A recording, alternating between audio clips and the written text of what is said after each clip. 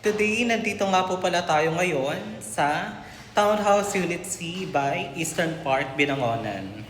Ngayon, i-explain natin kung ano ba yung mga i-expect natin pag mata-turnover na yung mga units.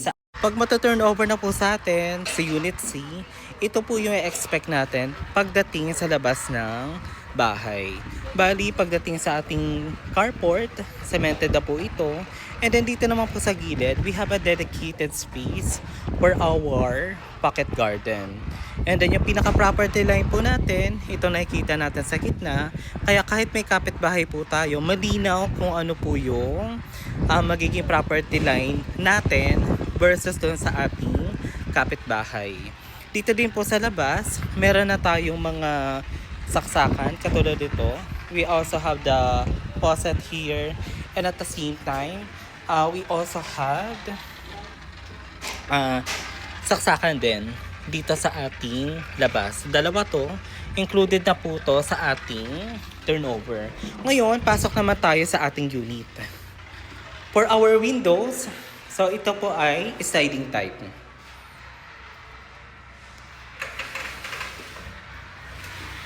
Pwede natin siya i-open from time to time for ventilation.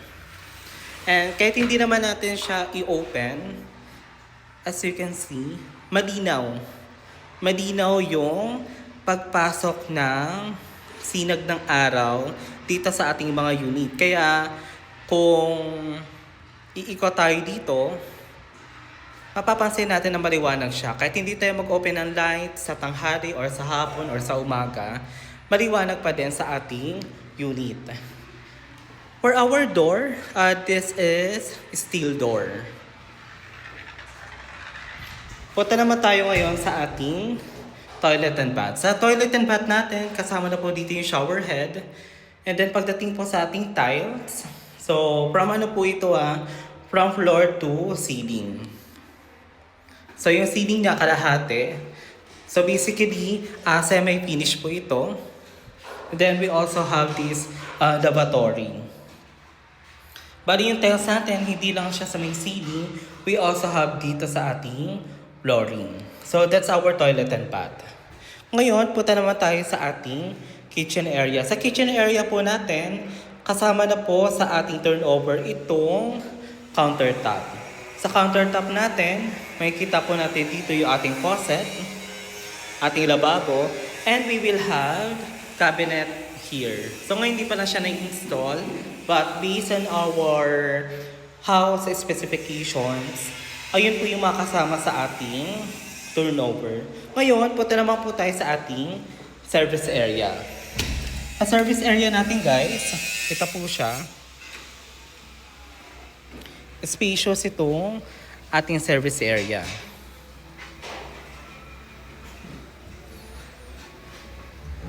Bago tayo pumunta sa second floor, ipapakita ko po sa inyo itong ating hagdanan.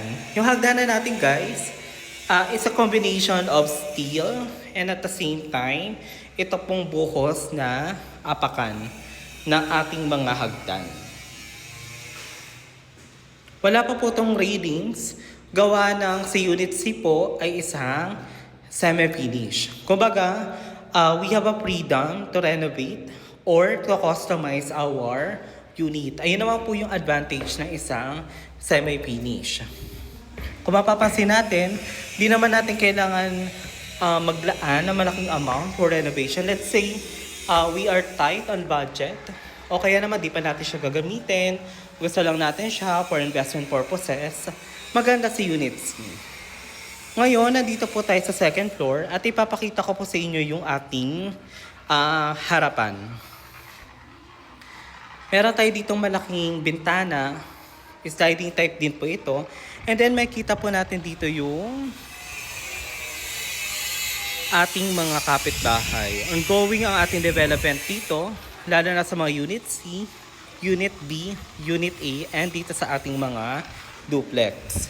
Bali ito pong si Unit C natin, may provision po siya for 2 bedroom.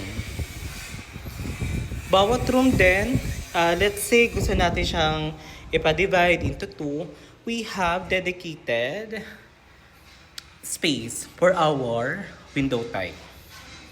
The same thing with the other room. Pero din po siyang sliding window.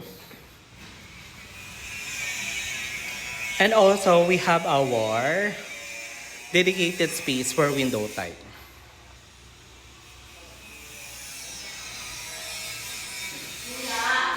If you have additional questions pagdating po sa ating unit dito kay Eastern Park, Binangonan, Rizal, let me know in the comment section. Thank you!